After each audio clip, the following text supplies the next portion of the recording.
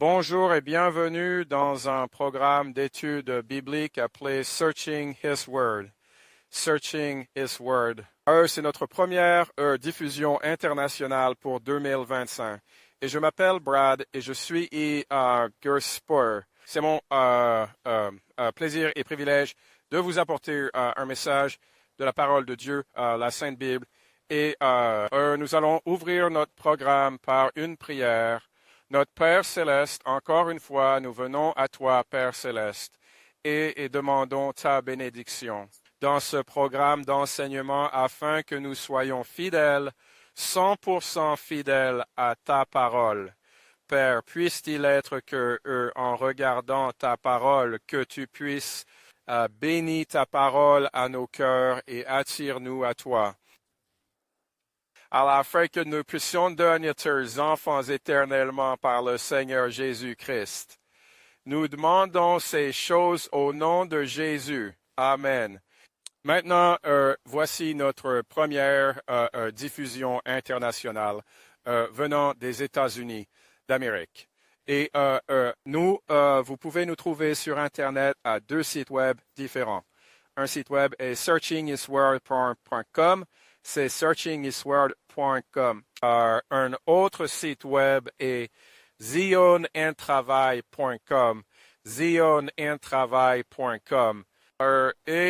Et vous pouvez nous envoyer vos questions ou commentaires par email à info@zionentravail.com. Zionentravail.com, c'est zionentravail.com. Et maintenant, nous, aux États-Unis d'Amérique, célébrons Noël en décembre. Et nous voulons ouvrir nos Bibles et tourner vers Luc chapitre 2 et lire à propos d'une prophétie d'un homme nommé Siméon. Naturons sur 6 l'empereur de Luc chapitre 2 et verset 30. Laissez-moi voir.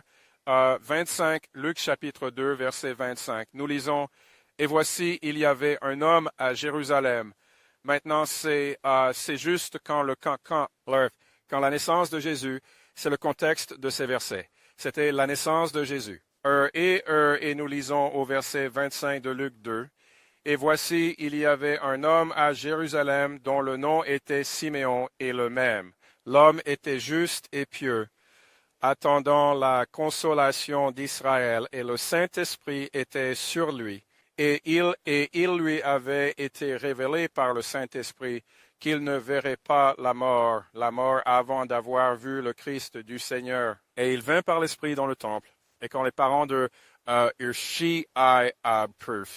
c'est-à-dire Marie, sa mère, et Joseph, son beau-père, car bien sûr Jésus est le Fils de Dieu. Sa mère était Marie, bien sûr elle était vierge quand elle l'a porté. Et donc Joseph est son beau-père, mais en fait le Christ est le Fils de Dieu. Nous, verset 30, 27, nous lisons, « Et il, c'est-à-dire Siméon, est venu par l'Esprit dans le temple, et lorsque les parents ont amené l'enfant Jésus pour faire pour lui selon le... »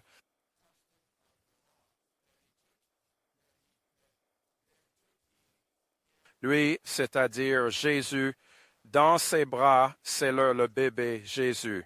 Et bénit Dieu et dit, « Seigneur, maintenant tu laisses ton serviteur s'en aller en paix selon ta parole, car mes yeux ont vu ton salut, que tu as préparé devant tous les peuples une lumière pour éclairer les gentils et la gloire de ton peuple Israël. » Et Joseph et sa mère s'émerveillèrent des choses qui étaient dites de lui. Et au verset 34, « Et Siméon les bénit et dit à Marie, sa mère, voici, cet enfant est destiné à la chute et au relèvement de beaucoup en Israël, et à être un signe qui sera contesté. » Laissez-moi relire ce verset. Siméon les bénit, et c'est-à-dire les parents, et dit à Marie, sa mère, « Cet homme est destiné à la chute et au relèvement de nombreux en Israël et pour un signe qui sera contesté. Oui, une épée transpercera aussi ton âme afin que les pensées de nombreux cœurs soient révélées. Et ensuite, nous allons terminer notre lecture à ce moment-là et nous allons parler un peu de cette prophétie de Siméon.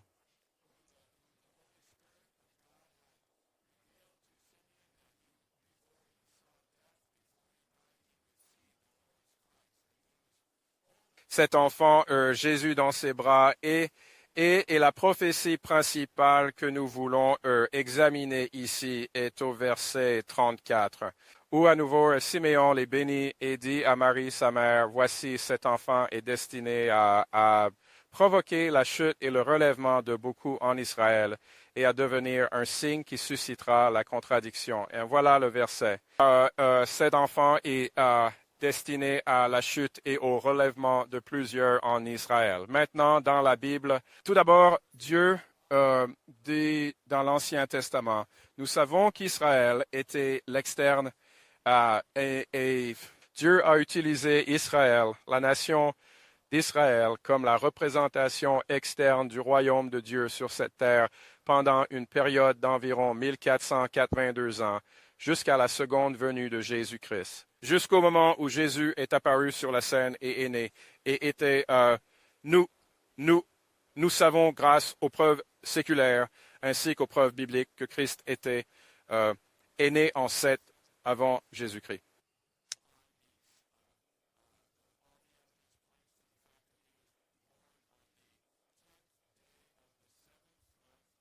Du calendrier juif, et c'était un jour où, quand le jubilé, ce que la Bible appelle le jubilé, a été observé. Maintenant, le jubilé était une cérémonie ou une observance. Cela se faisait tous les 50 ans. Nous lisons cela dans Lévitique, chapitre 25, verset 1. Versets 8, 9 et 10, que chaque 50e année serait une année de jubilé.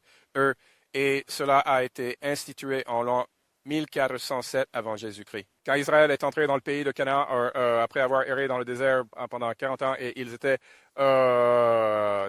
entrant dans le pays de Canaan, qui dans un contexte historique ou spirituel représentait vraiment le royaume de Dieu.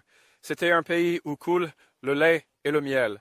Et nous devons nous rappeler quand nous lisons la Bible que le Christ parlait en parabole et sans une parabole, il ne leur parlait pas eux à eux. Et là, la Bible, c'est ainsi que Dieu enseigne, cache sa vérité dans la Bible en utilisant des paraboles. Une parabole à Aéroboire, c'est une histoire terrestre avec un sens céleste ou un sens spirituel.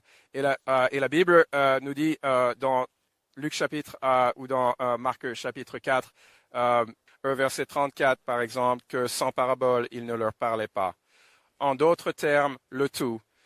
Et nous savons que Christ, bien sûr, est l'auteur. Christ est Dieu éternel.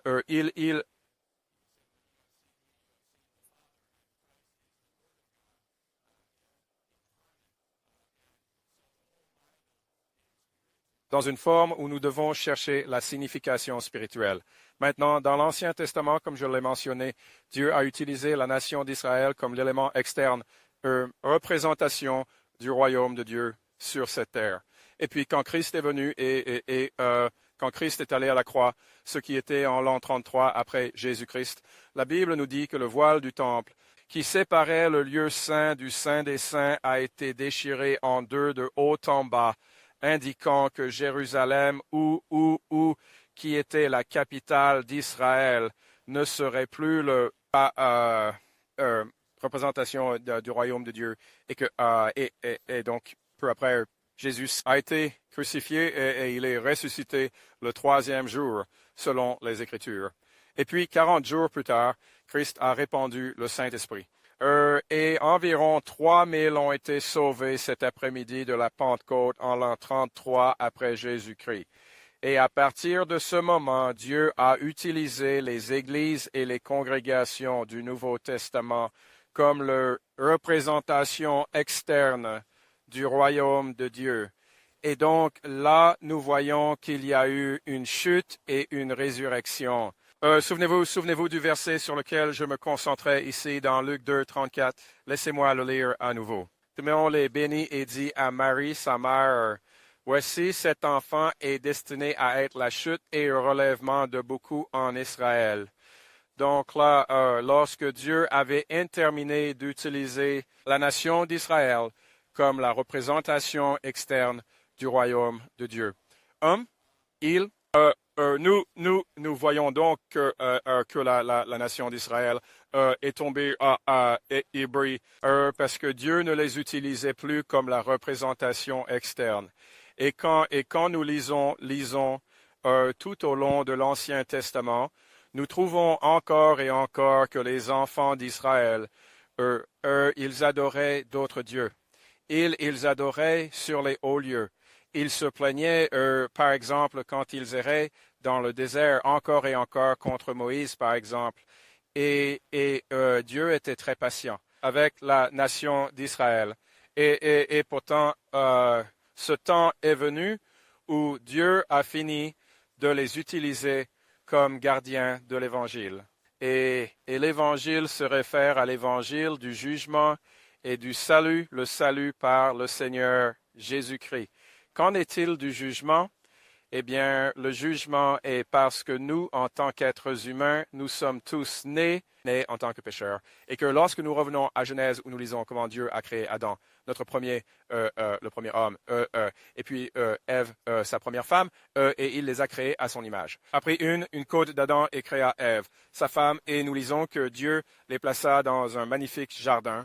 Alors, il aurait dit vous pouvez manger de tous les arbres du jardin, mais vous ne pouvez pas manger de l'arbre de la connaissance du bien et du mal. Et le jour où vous mangerez du fruit de l'arbre de la connaissance du bien et du mal, vous mourrez certainement.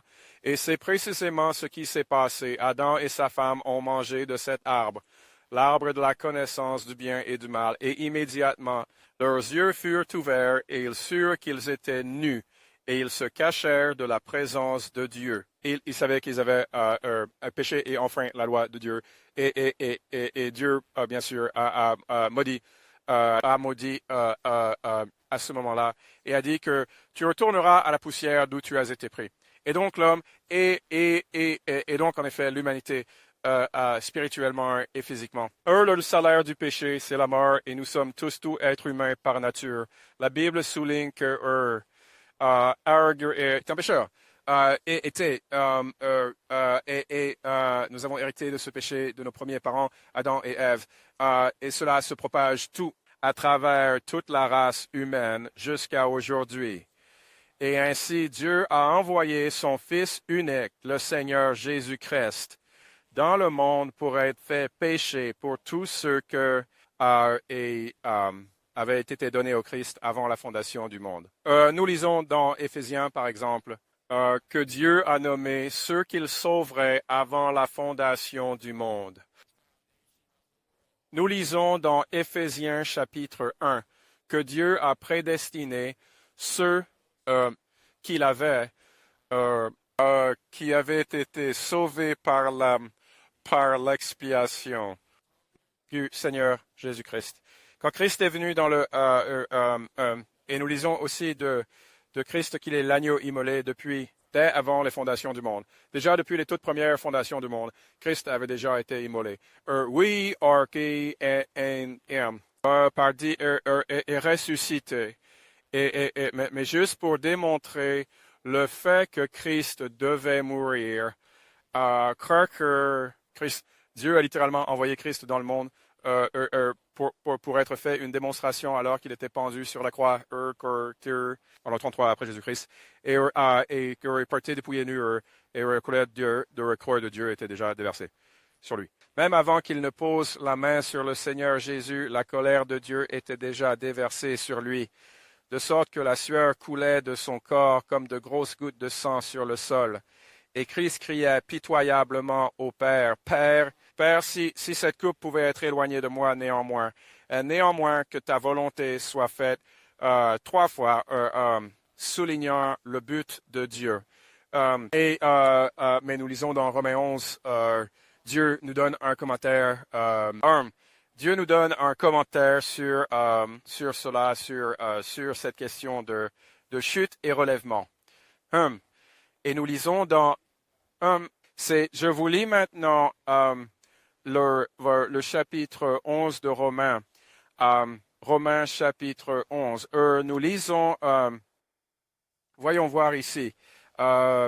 Commençons par Romains chapitre 11. Regarde, il fait référence à la chute d'Israël. Commençons au verset 11. Commençons au verset 11 de Romains 11. Nous lisons ceci. Je dis donc, sont-ils, en faisant référence à le peuple national d'Israël, ont-ils trébuché pour tomber? Ont-ils trébuché pour tomber? Et à Dieu ne plaise, mais plutôt à travers leur chute, le salut est venu aux gentils pour les rendre jaloux. Maintenant, les gentils ici se réfèrent à toute personne qui n'est pas juive. Vous savez, Christ est venu de la nation d'Israël, de la tribu de Juda, et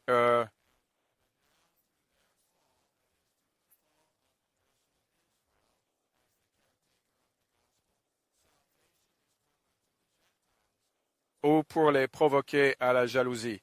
Et ensuite, au verset 12. Et rappelez-vous, un gentil est simplement toute personne qui n'est pas juive. Donc cela inclurait toute personne de toute nationalité qui n'est pas juive. Et puis nous lisons au verset 12, car si leur chute est la richesse du monde et leur diminution la richesse des païens, combien plus leur plénitude. Car je vous parle à vous, les gentils. C'est Dieu qui parle à travers l'apôtre Paul sous l'inspiration du Saint-Esprit. Car je vous parle à vous, les gentils, c'est-à-dire à vous, les non-juifs, dans la mesure où je suis l'apôtre des gentils, je glorifie mon ministère, sauf faire, si par quelque moyen je puis exciter l'émulation de ceux qui sont de ma chair et en sauver quelques-uns d'entre eux. Car cela continue au verset 15. Car si leur rejet, c'est-à-dire Israël est la réconciliation du monde, que sera leur réception, sinon la vie d'entre les morts? La vie d'entre les morts. Parce que lorsque nous devenons un enfant de Dieu à travers la parole de Dieu, et Dieu applique sa parole à la vie d'un individu, et nous sommes vraiment nés d'en haut, de sorte que Dieu nous a donné un nouvel esprit et a mis son esprit en nous. Alors nous sommes une nouvelle création. Nous avons la vie éternelle. C'est pourquoi il dit ici au verset 15, « Car si leur rejet est la réconciliation du monde, que sera leur réception, sinon la vie d'entre les morts? »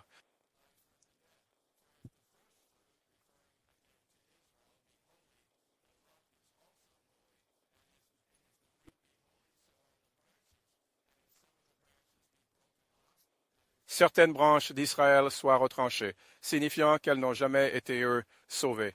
Et cela s'applique à la grande majorité de ceux qui étaient en Israël, même jusqu'à nos jours. Et si quelques-unes des branches ont été coupées, et toi étant un olivier sauvage, se référant encore une fois aux gentils, dont aux non-juifs, et toi étant un olivier sauvage, as été greffé parmi eux, et avec eux tu partages la racine, c'est-à-dire Christ est la racine, et la graisse de l'olivier. Ne te vante pas contre les branches, mais si tu te vantes, ce n'est pas toi qui portes la racine, mais la racine te porte. En d'autres termes, que nous ne portons pas la racine, mais la racine nous porte. C'est-à-dire que Christ est celui-là qui nous garde et nous préserve et nous soutient. Nous ne pouvons pas prendre un péché. C'est l'un des enseignements fondamentaux dans notre ministère. Nous insistons constamment sur le fait, dans notre ministère de recherche de sa parole et de Sion en travail, que nous soulignons que nous ne sommes pas ici pour prêcher aux convertis. Nous soulignons constamment le fait que le salut est 100% l'œuvre de Dieu. Et nous ne pouvons pas contribuer un iota à notre salut. Et c'est là où et maintenant, je vais changer un peu et je vais commencer à parler d'un autre type de chute et de relèvement. Et c'est-à-dire que dans notre époque actuelle où nous croyons que nous sommes assez certains que toutes les preuves dans la Bible indiquent le fait que nous sommes actuellement vivant dans la période que Dieu appelle la grande tribulation dans Matthieu chapitre 24, verset 21, où Dieu dit que il y aura une grande tribulation pas depuis le commencement du monde, ni jamais plus. Et si ces jours-là n'étaient pas abrégés, aucune chair ne serait sauvée. Mais pour l'amour des élus, ces jours seront abrégés. C'est Matthieu chapitre 24. Et dans ce contexte, Dieu parle du fait, dans Matthieu chapitre 24, versets 15 et 16, que lorsque vous verrez l'abomination de la désolation dont a parlé Daniel se tenir dans le lieu saint, et le lieu saint dans ce contexte, dans Matthieu chapitre 24, verset 15, est une référence. Le seul lieu saint que la Bible connaît dans le Nouveau Testament est constitué des églises et des congrégations, car c'est là où la parole de Dieu a été pendant presque 2000 ans depuis 33 après Jésus-Christ. Et eux, c'est cela, et c'était les églises et les congrégations du Nouveau Testament qui sont devenues la représentation extérieure du royaume de Dieu, remplaçant l'Israël national. Mais quand Matthieu 24, Dieu parle de notre époque, il ne parle pas de ce qui s'est passé dans l'Ancien Testament. À partir de l'année 33 de notre ère, quand Dieu a cessé d'utiliser Israël et a commencé à utiliser les églises du Nouveau Testament, Dieu parle là de l'apostasie des églises à notre époque.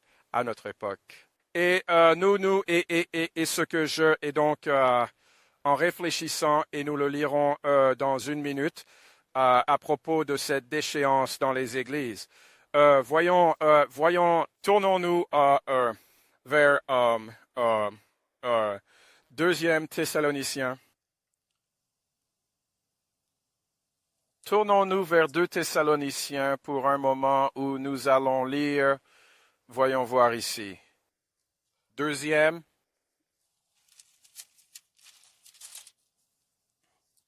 Nous lisons dans 2 Thessaloniciens chapitre 2. Nous lisons ceci au verset 1. 2 Thessaloniciens chapitre 2 verset 1.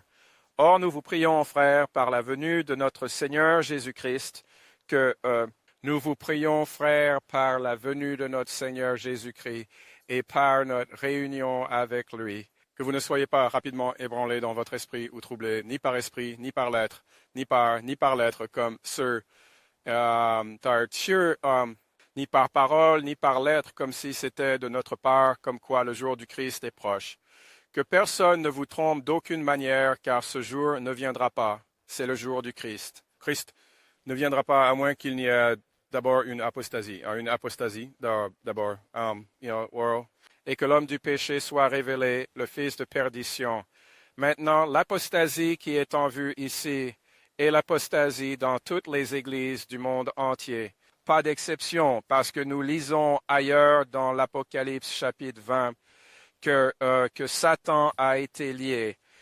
Lorsque Christ est allé à la croix, Satan a été lié dans le sens où il a été chassé du ciel et il a été lié dans le sens où où Satan ne pouvait pas frustrer le plan de Dieu pour sauver ses élus dans les églises tout au long du Nouveau Testament. Mais ensuite, quand nous sommes arrivés au début de la grande tribulation que nous croyons avoir eu lieu en 1988, quand nous regardons la chronologie. Et encore, si vous, pour ceux qui entendent ce message et qui sont intéressés, veuillez visiter notre site web searchinghisworld.com ou le zionintravail.com. Téléchargez-en 1 ou 2. Il y a 3 livres que nous recommanderions fortement. Un est la fin de l'âge de l'Église et après. La fin de l'âge de l'Église et après. Et un deuxième livre est J'espère que Dieu me sauvera. J'espère que Dieu me sauvera. Et un troisième livre qui approfondit beaucoup plus la chronologie de l'histoire est le livre Le temps a une fin. Et le temps a une fin. Encore une fois, allez sur notre site web searchinghisworld.com ou zionintravail.com. Téléchargez le livre. Tout d'abord, la fin de l'âge de l'Église et après. Un autre livre très important, un livre est J'espère que Dieu me sauvera. Et un troisième livre serait le temps a une fin. Et vous pouvez télécharger ces livres en format PDF et il n'y a aucun frais. Nous ne facturons jamais pour aucun quoi que ce soit dans notre ministère.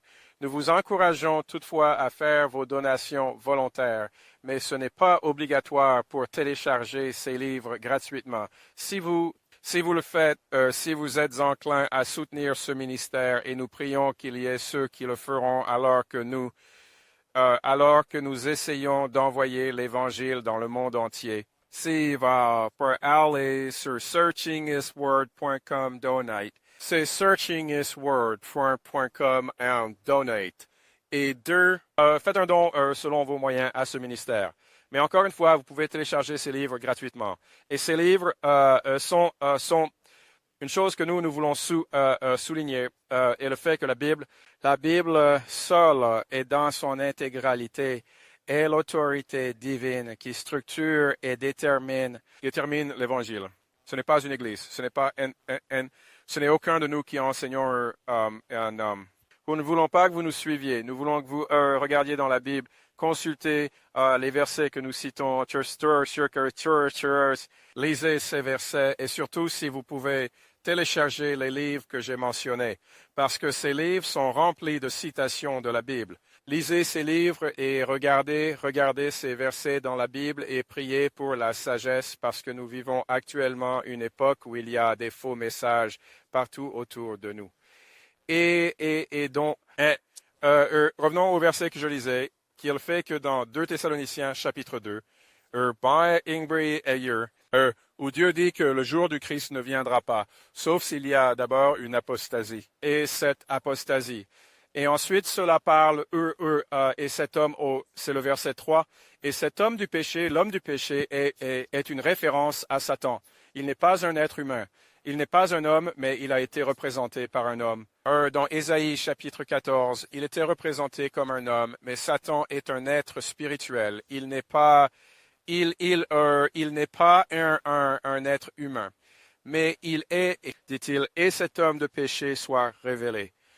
Et c'est parce que Dieu révèle aux croyants ce qui se passe. Je vais rapidement lire un autre passage concernant la chute dans les églises, et c'est dans Hébreux 6. Et nous lisons là dans Hébreux chapitre 6, verset 1, verset 4, car il est impossible que ceux qui ont été une fois éclairés et qui ont goûté aux dons célestes et ont été rendus participants du Saint-Esprit et ont goûté aux bons mots de Dieu et aux puissances du monde à venir s'ils devaient tomber, les renouveler encore à la repentance puisqu'ils crucifient pour eux-mêmes le Fils de Dieu à nouveau et l'exposent à l'opprobre. Et ce que Dieu dit ici, c'est qu'il y a beaucoup de personnes dans les églises aujourd'hui qui ont été endoctrinées dans un certain sens. Ils ont goûté le don céleste. Ils ont été faits participants du Saint-Esprit. Ils ont été éclairés par la parole de Dieu et le Saint-Esprit de Dieu, et ils ont goûté à la bonne parole de Dieu et aux puissances du monde à venir. Mais ils n'étaient jamais véritablement sauvés. Et laissez-moi vous donner une description de ce qui se passe lorsque Dieu sauve réellement une personne. C'est une description excellente dans Ézéchiel chapitre 36 dans l'Ancien Testament. Dans Ézéchiel 36, verset 25, nous lisons « Alors je vous aspergerai d'eau pure sur vous et vous serez purifiés de toutes vos souillures, c'est-à-dire de vos péchés. » Cela n'a rien à voir avec l'eau physique. C'est l'eau RL, c'est l'eau de la parole. De toutes vos idoles, je vous purifierai. Cela n'a rien à voir avec un baptême d'eau physique et littérale. C'est totalement spirituel. Je vous donnerai aussi un nouveau cœur. Je mettrai en vous un esprit nouveau et j'ôterai de votre chair le cœur de pierre. Chair, et je vous donnerai un cœur de chair, et je mettrai mon esprit en vous, et je vous ferai marcher selon mes statuts, et vous garderez mes jugements et les ferez. Et vous habiterez dans le pays que j'ai donné à vos ancêtres. Ce pays est spirituellement en référence au royaume de Dieu, qui est entièrement spirituel, et vous serez mon peuple, et je serai votre Dieu. Et c'est cela le salut.